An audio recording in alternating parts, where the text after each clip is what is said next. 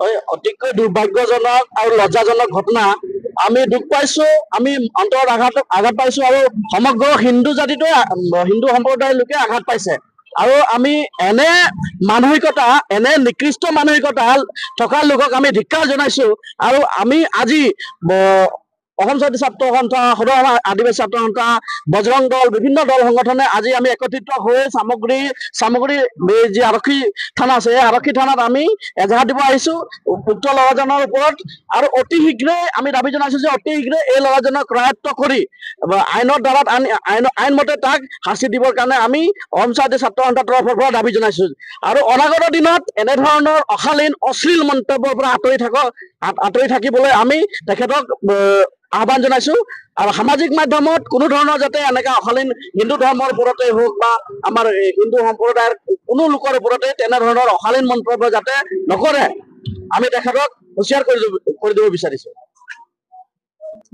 হয়, আমি যোৱাকালি এক মানে ছেটেলাইট চেনেলৰ দ্বাৰা আমি নিউজ এটা কৰা হৈছিলে স্থানীয় ৰাইজ আৰু দল সংগঠনে আমনি বজাৰ কেন্দ্ৰ কৰি পেলাই।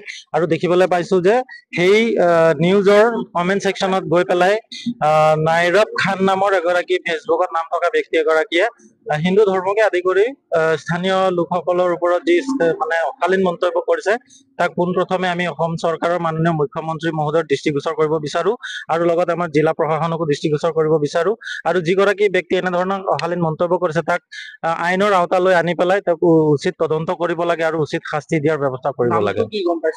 আমি জানিব পোৱা মতে ফেচবুকত নাইৰব খান লিখা আছে, কিন্তু প্ৰকৃততে তেওঁৰ নামটো নেকিবুৰ বুলি গম পাইছো। গতিকে তেওঁৰ প্ৰকৃততে কি হয় আইনৰ আওতালৈ আনিব লাগে, সেয়ে আমাৰ দাবী। জনামতে তেওঁৰ ঘৰ ডিজু বস্তি বুলি।